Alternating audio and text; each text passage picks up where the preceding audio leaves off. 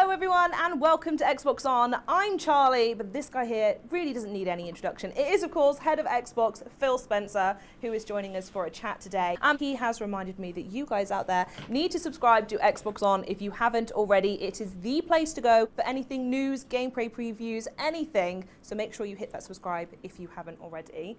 But have you hit the subscribe? Absolutely. Okay, good. I just thought we'd get that out of the way. Yeah. How have you been otherwise? What have you been up to? He's like, do we own this? Why are you talking like that? He's like, is this one of our companies? I have no idea. It's been busy times, Yeah. but it kind of always is. Getting games done, Developer Direct was fantastic, doing a bunch of regulatory stuff, finally kind of out on the road, meeting with teams. We're here in the Bethesda building. How awesome is that? amazing, Yeah, right? yeah. I've never been here. Me It's my neither. first time. I think we're going to have to see if we can blag our way back in, because this room is just one of very, very many cool rooms. Oh, we're stealing some stuff. 100%. We are I totally do think taking the some cameras stuff are switched home. on and they'll know that we've taken them out. We won't tell them. I'm curious though, every time we meet, I always Phil's want to know head looks too big for his body. I was gonna say he's got the vibe and the persona of like that kid that we all knew when we were like 10 years old, who was like really self-assured, sat really far back, just chilled. He strikes me as one of those people. you're playing, so give us the up-to-date. What is on Quick Resume at the moment? So I'm here in London and traveling. I have my Series S with the X screen. I Have you- saw, Oh yeah, I tweeted it out. I need to get me one of them. I love that thing. So right now there's kind of three things I'm rotating between. Vampire Survivors, I just can't stop playing. I haven't got to Queen Sigma yet. No? But my friend Gio works on the game and has showed me what she's capable of doing, and it makes me want to get there so bad. The game is fantastic. I was playing a little Hi-Fi Rush yesterday, Nice, which is a great yeah. game. The game, though, that I'm probably going back to the most right now is Age 2 on console, which Ooh. I'll freely admit I wasn't kind of expecting that would be the game I would go to. I love co-op games. I have a friend that I play with. I love the controls. I think the team did such a fantastic job with mapping a older PC RTS game to controller. Traditionally PC, absolutely. Yeah, the fact that I can right-click and reset my whole allocation for for resource gathering is just like I'll never play an RTS that doesn't have that It's again. nice to see it come into sort of 2023, right? I grew up playing H2. That was the game of the series, and it's so nice that the game is still loved and polished and is now available on a brand new platform. Yeah, no, H2 it's fantastic, and I love it. Like Halo Tactic? I don't know what he's referring to with H2. Does anybody know? Age 2. Oh, okay. Age of Empires 2. Age 2. That would make sense. Is that on consoles, actually? No cap? That Finna game. bussin'? Like I love the co-op campaign, so Hitman and I was going to say co-op. Is this versus or? Real talk?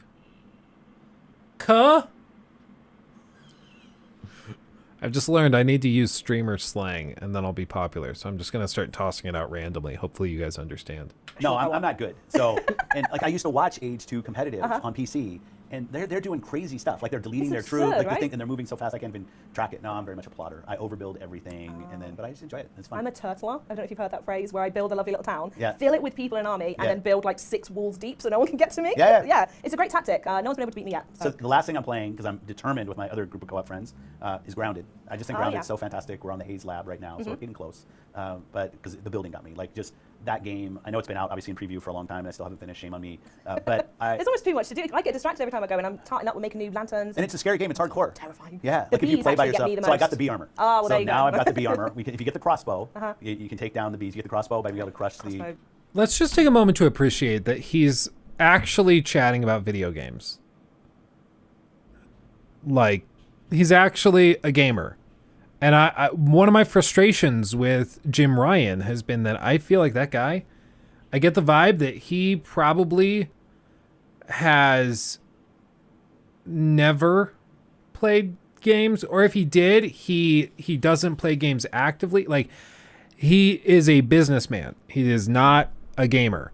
Whereas Phil actually seems like a gamer who's running a gaming giga company. And you can sense the difference. You really can. The crow feathers, not to go through the whole pyramid of creation. But yeah, so yeah, that's kind of what. And I started a new Civilization 6 game on my gaming PC, which means like I'll be back in 8 months after I finish that campaign. But I love Civ, and it's just one of those games I always go back to. Amazing, lovely. Variety of stuff. And I'm going to pick up on the fact you've mentioned one of the things I wanted to talk about today was the Dev Direct we saw earlier in the year. Yeah. So I kind of want to see what's on the horizon for these titles. Is there any other big reveals we can see coming our way? right now, mostly, there are some things that will come up. We're mostly focused on June and kind of getting, because you've been involved in our process. Like we start so early, like in December. What are we going to show? What do we want? So a lot of our focus right now is on the showcase in June. But there's some news that's coming out. I mean, things that news that's coming out. Like, like we did the GoldenEye. I was thinking like GoldenEye type announcements. So there'll be things in available games available in different services. Obviously, the Game Pass portfolio continues to grow, but most of our focus as a team is really on getting ready for showcase. We've got Redfall coming. We've got Minecraft Legends coming. We've got Starfield coming. We've got Forza coming. So I love the fact that the portfolio's here and people are starting to play. And starting off the year with Hi-Fi was so fantastic. Oh, what a game as well. It was the very first time I was able to... So they're already starting. They started, he said, in December with building out their showcase for June. So they're apparently going to go pretty hard around E3 time. Hopefully they got some good stuff to show. I mean, they're doing a dedicated showcase for Starfield, so that's going to be big. Todd sometimes gives off a gamer vibe, but mostly sick salesman. I get the vibe that Todd is a gamer, but he doesn't talk about games anywhere near as much as he used to. Like, you go back and you watch interviews of Todd from like 2009 and 2010 or around Skyrim, and he's always talking about like the games that he's playing and their inspirations and the other titles that they've gotten really into. The only games I've heard him talk about in recent interviews are what was it? He really likes the college football, whatever that game is. College football something. I don't know. He just strikes me as the guy that like got really busy and has kind of gotten out of the groove. He can still make really great games, don't get me wrong, but I know what you mean. It doesn't seem like he's as into it as he used to. Yeah, NCAA, yeah. Apparently those are the kind of games that he plays a lot of. S-tier rank on a fight. I suddenly went, oh, I found the one for me. Well, just kudos to the team, right? Yes, and we also, I want a quick shout out to Mikami-san, who was head of Tango for a long time and is deciding he wants to kind of step away from that studio leadership. I just say he's been such a great confidant for me in talking about things that we should be doing better in Japan and work that we need in the opportunities that we have. But most important, really growing that studio into a position that launches something like Hi-Fi, which is totally out of what people would expect is their wheelhouse of games. So just thanks to Mikami-san for all the great work that he's done. But yeah, having Hi-Fi kind of shadow drop there and do really well. Like people phenomenally just, well. And the same as GoldenEye as well, what a week that was for everyone, right? Yeah, it's just, and it's been the steady flow and then age and like, just boom, boom. And it's going to continue when I look at the portfolio of things, especially for Game Pass. Like it just, MLB's coming, like all this stuff is just great. Yeah, it's going to be a really good one. And talking of which, Forza Horizon 5 has just dropped their new Rally Adventure DLC. And we've also got the folks at Ninja Theory, we've got Rare in the UK, and you've already mentioned the fact that we're here at ZeniMax and Bethesda hanging out in London. So I want to know, if possible, is there anything, can you give any updates on what they're up to at the moment? Well, I'm going to Ninja Theory tomorrow. Very good. So I'm looking forward to that. And I'll get to see, obviously, what we're doing with Hellblade 2. They have a fantastic pub right underneath the studio, by the way. I hear that's a secret. Oh, by the way, apparently Hellblade 2 only entered full development in 2021, even though it was announced in like 2019.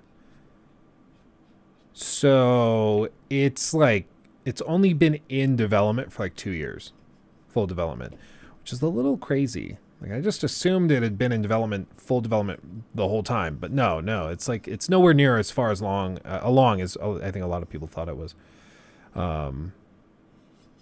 Red Flag, I don't know. I think they just did an early like proof of concept trailer, and it looked really good. So they showed it at that Series X announcement thing that they did, showcasing the power of the console. And then they continued to do like scripting or whatever else they wanted to do. And they've only recently gone like full time, recently being like 2 years. But my understanding is normally like when you announce something at the console announcement showcase to be like, hey, the PS5's coming. Look at these games for PS5. My understanding is that it's probably like, okay, it's coming in the first year or maybe two of the console gen. Hellblade, I would not expect until probably 24 or 25.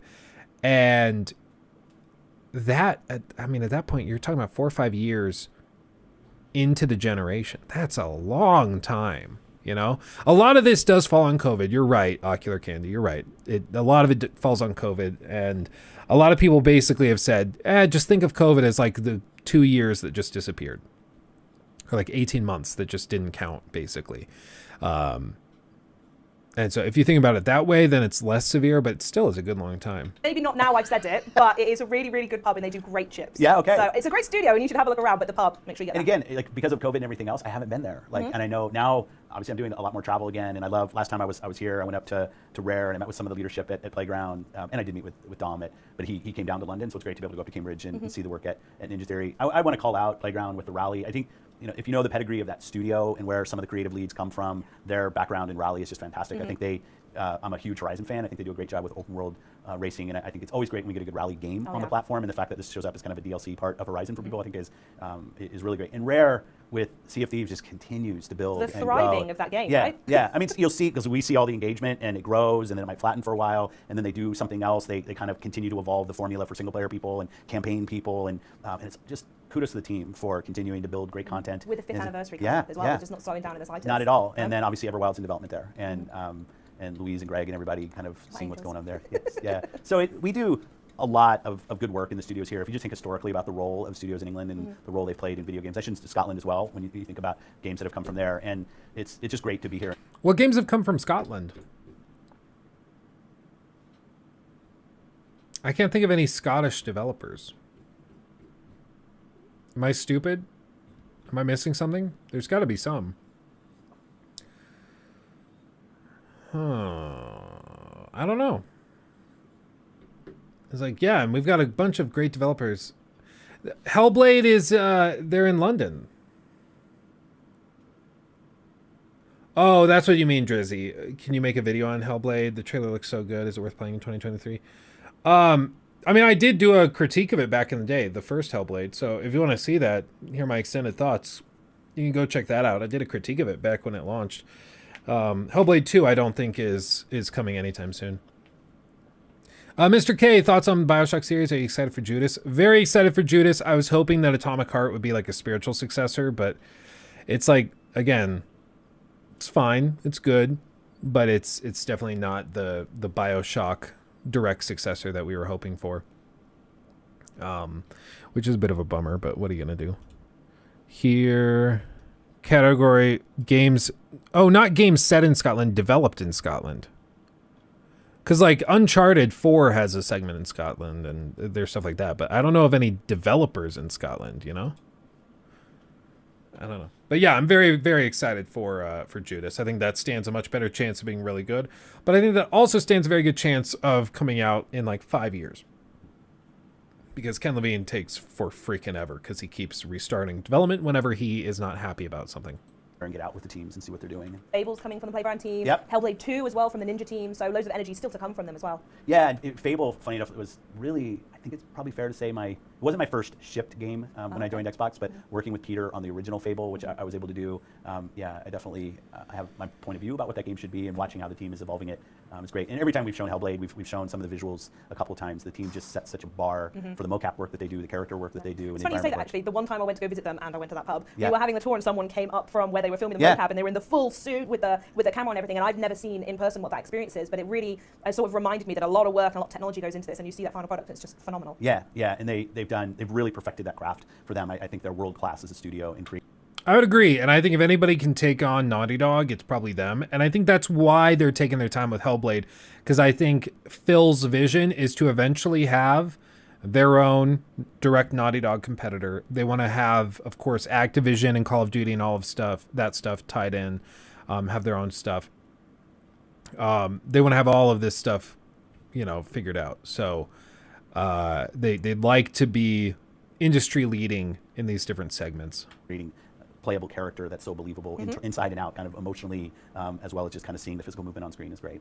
So that's a lot of looking ahead from us, but it's really key to point out that it has somehow been over a year since you announced your interest, your intention to acquire Activision Blizzard. I like to say it was my interest. Well, like I'm I sure just you walked in one decided, day and went, look, lads. got a little bit of cash in my pocket. What should I do today? Yeah. So I'm keen to know what's the reaction been like, watching that all unfold as fans? That's an interesting thing. Was it like, do you think it was actually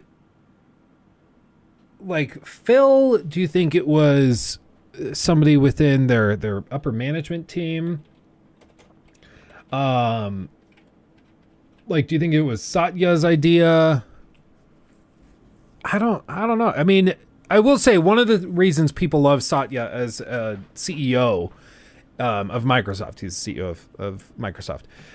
One of the reasons people love him is because he's been so amazingly accurate with acquisitions. No other CEO on the planet has been as in tune with what companies and investments are going to be so good in the future. Like Satya is a genius with it. He's the one that went and bought 49% of ChatGPT, and now ChatGPT is gigantic, and it's only going to get bigger and bigger as they launch more and more features. So I wouldn't actually put it past Satya being the one that's like, hey, I was at a corporate retreat and I met the CEO of Activision, Bobby, good old Bobby, and he wants to discuss an acquisition. That could work. He does his research and he's like, this works. Then he calls Phil up to his office. I think we should acquire Activision Blizzard. And Phil was probably like, oh my God, yes, let's do it now. Yesterday, let's do it. It could very well have been Satya's idea. I wouldn't actually put that past him. Fans around the world respond to this news. I think for the community, the Xbox community, there's a lot of anticipation, a lot of excitement. Like anytime we're making big moves, people that are supportive of what we're trying to do and what our vision is, we just get a lot of excitement. I think for the industry, and I think this is right, there's questions about, well, what does this mean? What does consolidation mean? Yeah. Like, how is this going to affect competition? We're obviously spending a lot of time with regulators on those same questions. And I think for a deal this size, that makes the right sense. Like, we should be able to have open and honest conversations about what is this. I think if you take a binary position of every kind of business move is wrong or every kind of business move is right, that's probably not the right way to do it. But thinking about competition and are there kind of remedies that we should put in place to ensure that healthy competition matters, like I'm very supportive of that. But it has been fun to see the Xbox community just see that the company's behind continues to be behind what we're trying to do. And I can't wait to get it done. Yeah, me too. Cannot wait. And I'm always curious to know, from Xbox's perspective, how do you see, or why do you even see Activision as an exciting prospect to have within the Xbox family? Yeah, because we spend so much time talking about Call of Duty on PlayStation. Like, it's just It's pronounced Satya. I have literally only ever heard it as Satya Nadella. I've never heard it as Satya. The R is silent. There's no R in his name. It's SATYA. Like, what? the topic, because I think it's, not to minimize it, it's kind of the easiest topic to go to. You got me! As only people who play on console, then you say, okay, how does this impact our competition with PlayStation and other console? I'll say from the beginning of this, it was never about that. We never had in our model anywhere where we're pulling Call of Duty or something away from PlayStation. Tackling. No, yeah, and I know for the Xbox community specifically, they might eye roll at this, but as we think about what we're trying to do at Xbox, we want to build a gaming platform where the world's best creators can build games to reach players anywhere. Yeah. Whether they're playing on console, great, playing on PC, playing on their smart TV or their phone. And every time we were kind of going through our logic, what we realized, and it's painfully obvious, is that we don't really have any capability on mobile today, on phones. We don't have our studios, it's not what they've grown up doing. We don't have a ton of players there, so it's really a space that's very foreign to us, but it's the largest gaming platform on the planet. And the big wigs at King are going to know a thing or two about they mobile, will. huh? And even like Call of Duty Mobile and Diablo Immortal, right? So for us, the logic really started from how do we gain more capability on mobile, both creatively as well as having users, but also obviously when you look at what Activision Blizzard King is, the PC heritage there, the stuff we can do with Game Pass, I think will be great for the community and people who are on Xbox. But the real strategic angle behind this was we need to get relevant on mobile, and it turns out that Activision Blizzard King is the largest mobile publisher outside of China. So that's how we got there. Doesn't really talk a lot about COD, and he says that the key strategic element was going for King, which I mean makes sense. They want to target mobile, and it only makes sense. Go after the biggest mobile guys. But it's pretty crazy. Like, he knows what he's doing. He knows what he's doing. Start there. Yeah. Now, you've already mentioned Call of Duty, and I think it's worth maybe hanging on that point a little bit more, because you have said really clearly you don't intend on making Call of Duty an exclusive Xbox title. But a lot of people interpret that word differently. So for you and for Xbox at our current position, what does not exclusive or exclusive mean to you?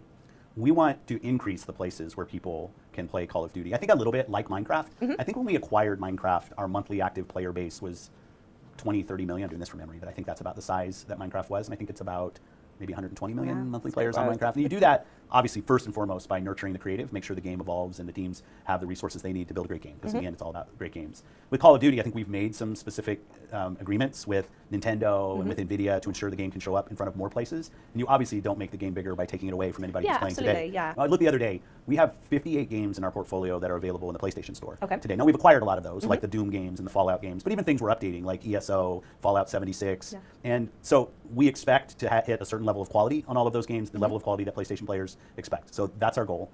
And I think that this is, I don't think he's actually being like obtuse or anything here, or like trying to obfuscate. I really do think that Microsoft's approach is fundamentally different than Sony's recently. Sony approaches PlayStation almost first as a hardware business and then as a software business. They're approaching it from the perspective of, okay, how do we get people to buy PS5s and play stuff only on PS5, where we can get a cut from every store purchase and all this. We have to keep them on our platform, full stop. Similar to how Apple handles the iPhone, right? Microsoft is approaching this very differently. Microsoft is a software company, and they're approaching it like a software company, not like a hardware company. And so their goal is to get this software developed in a high quality way and then distribute it as widely as they can, cast as big a net as they can, and then collect all the fish from there. Because that's the power of software, is that it's not technically held back by any specific hardware. You can put it anywhere. It's just a matter of placement. And depending on what deals they hammer out with PlayStation, I mean, who knows? Maybe after that 10-year agreement expires, maybe they do keep it on PlayStation on an ongoing basis, because they're like, honestly, we're doing so well, we don't even need to make people buy Xboxes. Because as long as they're paying us, we're happy. We're getting our money. Who cares? So it's just fundamentally a different approach, because I don't think Xbox really cares that much about how many Xbox Series X's are sitting on like people's entertainment centers. I think that helps, and they're proud of good numbers, but I don't think that's the biggest deal for them. The biggest deal are like Game Pass subscriptions and people playing their games globally. And this is reflected in how they talk about this stuff. They talk about player bases. They aren't talking about units sold. They don't care how many units they've sold of Minecraft. They want to know how many people are playing. They want to know how many people are actually actively engaged with this stuff. And you can be very successful with a subscription-based model because you have that resilience financially. You can absorb some hits. Forspoken bombed so badly. Allegedly, they might have lost upwards of $100 million on Forspoken. Lost $100 million on Forspoken, with marketing and everything taken into account, which is why they shut down the studio that made it within like a month or two of the game coming out. Pretty bad. You got to screw up pretty bad for them to just come in and shut down the whole thing. Like that's a lot. Yeah, that's a big oopsie. So, but that's the downside with doing having your business model tied up in one release, and if that one release doesn't nail it, you lost all that money. Whereas on Game Pass, Forspoken could come and it might do okay. People might try it and be like, I didn't pay anything for this up front, so I'm not that bummed about it, and they just move on. You know? It's really just foundationally a different approach. Same thing on PC and the same thing on Nintendo. And so when we say available everywhere, I will say it would be really funny to see Call of Duty on Switch. Run like so stupid bad. Or not exclusive. We want to make absolutely the best version of Call of Duty for any player on any of those platforms. And does that include anything in regards to exclusivity in regards of content? No. Or maybe like No. Warzone-based access? No, Nope. No, we're not. Love that. Just full stop, no. Well, because like I sit here today with a great game that's come out in the last couple of weeks, Hogwarts Legacy, and yes, there is a quest that's available on PlayStation. It's not available on Xbox as part of that, and I know this is part of the industry. That's not the game we're trying to play here either. It's not about a skin on a gun. It's not about a certain kind of mode of the game that the same version of the game will be available on all platforms, which is... Nice little dig. Little dig. Little jab right there. It's like, I know right now, Hogwarts Legacy, you know, there's a mission exclusive to PlayStation. We're not doing that. It's really what we do today. Like if you're a Minecraft player on PlayStation, I don't think you feel like you have the lesser version of Minecraft or Minecraft Dungeons or Legends, which is coming out when it ships. Yeah. Which can be crossplay as well. That's right. And we want to make sure those players feel like they have a great experience on the platform they choose to play on. So that's why Xbox is interested in, going down this road hand in hand with Activision Blizzard King. But what's the benefit to gamers and creators? And if possible, is there maybe an angle in the UK that benefits them? In the end, it's all about player and creator benefit. Like we know that as building a platform, if our players aren't finding great games to play, and if our creators don't feel like they can build the best games and find players for those games, like nothing else matters. So the thing that gets excited to me, one is obviously Game Pass. I'm like a walking ad for Game Pass. But it sells itself as well, kind of. I feel like I just have to say to someone what Game Pass is, and they're like, oh, wow, that's great, actually. Yeah, and people who haven't tried games before will give them a try when the cost is just different than having to go buy it retail. It's more accessible, right? So, I think about Activision, Blizzard games. I think about the long history of great franchises there, making them more accessible by, obviously things will be for sale, but also part of Game Pass, I think is a great value for players. I also want to be able to give those creative teams as much freedom as I can to go do some just amazing, amazing things. For the creator community at large, and I think we've seen this. If you look in reactions to the deal, it's not like you've seen the industry come out against, like third-party creators come out against the acquisition, because we're trying to create a larger marketplace for people who are building games across more screens. Different business models help players and it helps creators as well, and that's our job. And in the end, this has to benefit players and creators, or it hasn't been successful for Xbox. So on the topic of exclusivity, some people have pointed out that when you guys over at Microsoft acquired Bethesda ZeniMax, that Starfield was stated as a title that wasn't going to be exclusive to Xbox, but has since switched. So I'm wondering, or at least I know some people are going to be wondering, is that going to happen to Call of Duty, or what's to stop that from happening there? I don't think I ever said Starfield was not going to be exclusive to Xbox. You know, now you said that, people are going to go through and watch hours worth of content. And I'm so I like the almost certain- confidence. Yeah, because I think what I said is we're going to take it on a case-by-case basis.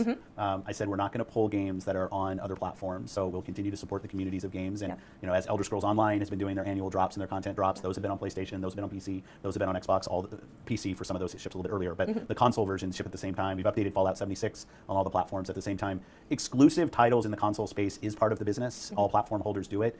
They're they are marketing beats for the platform, and we see that. Our competitors have a lot of exclusive games. So when we're launching new games, there are certain games that we're going to make. Exclusive for us is always a little bit hard because we ship everything on PC as well. But let's just say ship on Xbox and PC and available on cloud. And some of those won't be available on other competitive platforms. But there's no example in Bethesda of us pulling something away from the PlayStation community that they had. Or games that people are playing, us not continuing to update those. I'd say the same thing with Minecraft Dungeons and with Minecraft. And we'll do the same thing with Legends when it comes out. If I look forward, I think people playing more games across more devices is just where gaming is going. It's the right thing, huh? That's what we want, right? And the biggest games, if you look at like a Roblox, you look at Genshin Impact, you look at things like Fortnite, Minecraft, these are games that are playable across all of these screens. I love us building a console, and I love playing in my family room, sitting my butt on the couch and watching big screen with a controller in my hand and playing. So I want that experience forever, right? That's something I want. So this isn't about a lack of importance in the gaming business of hardware. I think hardware is very important, but it doesn't mean that every piece of hardware needs to be completely closed, or things need to be obviously taken away from other players, because that's not what. Again, very different philosophy. Very different approach. I think it's a good approach. I think it's going to be really interesting because I think Microsoft is a behemoth of software, and being able to shift this now into a software-based business as opposed to a hardware-based business, which is what consoles traditionally have been, I think is probably the strategic shift that they needed to really cause Sony to freak out. And hopefully it pushes Sony to be more pro-consumer and to bring more stuff more accessibly to players. And I think they've sort of started. I think bringing their games to PC is a great move. And I think if they really want to double down on this, make your games release on PlayStation day one and on PC day one. Double down. Make it way more accessible. And I think people will, in general, be much more positive towards PlayStation, but we'll just have to wait and see. As of right now, their policy more generally is release it on console, wait a year, and then put it up on PC. Why they do that, I personally think it's probably just because they know that a good number of their fans own PS5s and PCs, and after about a year, people are more likely to buy a second copy for their PC, whereas if it released on PlayStation and PC at the same time, they'd probably just buy it on PC and not on PlayStation. So it's their attempt to get 2 copies out of you instead of just 1, because people will be like, oh, I played that last year. I want to see what it looks like on PC. Sure, I'll play it again for this weekend. I think that's probably what they try. So, yeah. Has anyone gotten a new Samsung TV with Game Pass built in? I've not tried it, but I've heard it's decent. But I mean, you have to have really good internet. I saw a video breaking it down, and it seemed like Game Pass Cloud or xCloud, whatever it's called, running on a big screen. So it looked good, but you have to have really good internet for it to be on a 75-inch screen and not look terrible. What we're doing. Love it. Tremendous. Now we're going to be on to other areas now, because you guys are not just talking about Call of Duty every single day. In fact, you've recently decided to make a massive announcement about AI and Bing. So I'm wondering if that's going to have any impact on gaming and Xbox. Oh, that's a really good question. I hadn't even thought about asking Phil Spencer about Bing and ChatGPT, but that's a good question. In its future. One of the things I love about the games industry, there's many things I love about the games industry, but we're good. I should hope so. Yes. Games industry has always been an early adopter of emerging technology, and it's funny when I'm internally to the company, when I'm talking to the AI team, I spend a lot of time with them. I go all the way back to like Spends a lot of time with the AI team.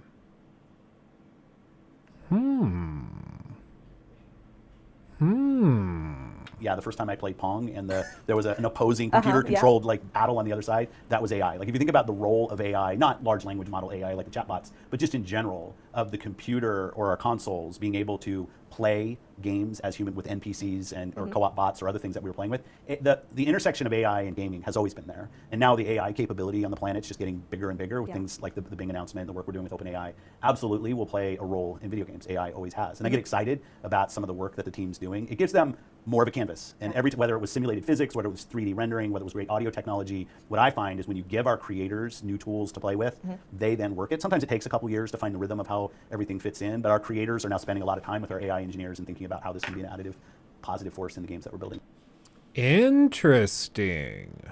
I wonder, this is gonna, it's very unlikely I'm able to find this, but there was a clip years ago. Yeah, I don't think I'm gonna be able to find it. But it was a really interesting interview, and if I recall correctly, basically what he had said was that he felt that the future of their RPGs tied itself to AI, and their hope was one day to have a system where AI could generate responses in real time to actual conversations with players. So in other words, you could go up to a shop owner, ask the shop owner, I would like to sell all of the junk in my inventory and I want to be able to buy upgrades for this weapon. And they want the shop owner to understand that and be able to react. Or if you go up to an NPC and you say, I'm looking for Dandelion, the musician that has been missing in this town or in Oxenford for weeks. Can you direct me to where I might find Dandelion? They want the NPC, even though it wasn't scripted, to understand that question and then be able to reply with, oh, yeah, I've heard that he plays at this pub every weekend. You should check it out. You know, stuff like that. So the goal is to have this type of real dynamic conversational stuff take place. And I think it's possible. Like, I think that it actually is something they could pretty easily do. But we'll just have to see. Because with ChatGPT, I mean, can you imagine if they integrated like a ChatGPT thing into, say, something like Elder Scrolls 6, where that exact thing can happen? They could have it so you could type in your questions, or you could even pop down like your microphone, and then you talk into the mic, and you can ask NPCs, I'm looking for a blacksmith to improve my weaponry. Can you point me in the direction of it? Thinks about it for a second. Yeah, head down this street off to the left underneath the clock tower. That's not unreasonable. If you've seen what ChatGPT can do, that's not that crazy. And just reworking that and implementing that into a game is not that outrageous of an idea. Like, talk about Xbox separating themselves. If they use their platform of AI to improve RPGs and stuff like that, every other developer would look like pansies in comparison. They'd be like, they have no idea what they're doing. Man, it would be crazy. And there's no reason to think that they couldn't actually pull something like that off. It's just a matter of time, money, and effort, and commitment to that particular feature. So I think that they probably could pull that off. And hearing that he's spending a lot of time with the AI team gets me kind of excited. He took my thing. Red